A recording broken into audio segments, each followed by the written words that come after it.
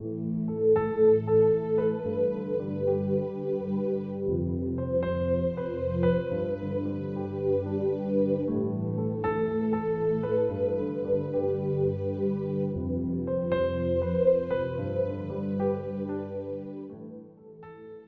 du 7 janvier, poème d'amour. Quand il eut pris le vinaigre, Jésus dit, « Tout est accompli ». Puis il baissa la tête et rendit l'esprit. Jean 19, verset 30. L'une des poésies les plus longues est l'histoire du guerrier Manas. Elle a été racontée durant des décennies en Asie centrale et encore aujourd'hui, on la raconte au Kyrgyzstan. Et pourtant, elle contient 180 378 vers, des vers de violence. Au contraire, les haïkus sont des poèmes japonais qui ne peuvent contenir que 17 syllabes. Il est vrai qu'il est plus difficile de dire beaucoup avec peu de mots. Enrober la profondeur de simplicité est un art très peu répandu. Les haïkus expriment habituellement des expériences de contemplation de la nature et dans leur brièveté, ils décrivent des paysages et des émotions. Matsuo Batsu a été le poète le plus important de ce style. Lis ce poème. Ce chemin, plus personne ne le suit, sauf le crépuscule. Le discours le plus long de notre histoire est celui de Satan. Cela fait des siècles qu'il nous dit que Dieu est injuste, qu'il n'a que l'apparence de la bonté et qu'il ne devait pas être le souverain de l'univers.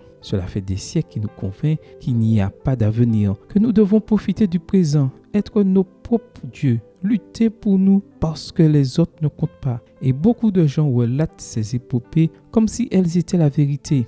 Mais ce n'est pas vrai. C'est pourquoi Jésus est venu dans ce monde, pour montrer la vraie nature de son Père, pour incarner la grandeur de sa bonté. Et il a transformé ses paroles en miracles, en sourires, en espérance. Partout où il allait, la lumière apparaissait. La vérité était embrassée. Et comme si cela ne suffisait pas, il a décidé de composer le meilleur poème d'amour jamais conté. Juste un mot qui contenait toutes les émotions et tous les paysages. Juste un mot qui a déchiré le voile du temple. Juste un mot qui a fait basculer l'univers dans le silence. Là, le meilleur homme qui ait jamais existé, suspendu à une croix, souffrant à cause de nos péchés, s'est exclamé comme le meilleur des rhapsodes. Koulat, tout est accompli. Que c'est beau, que c'est grandiose, tant de simplicité pour tant d'amour.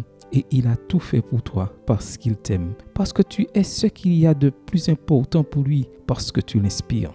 En le contemplant, en ressentant la poésie de sa vie et de son sacrifice, nous devenons ses témoins. Et quand on nous interroge sur les expériences de la vie, sur le chemin que nous désirons proposer, nous ne pouvons que répondre. Ce chemin, lui seul l'a parcouru et il a sauvé le monde. Amen. Bonne journée à toi et que le Seigneur te bénisse.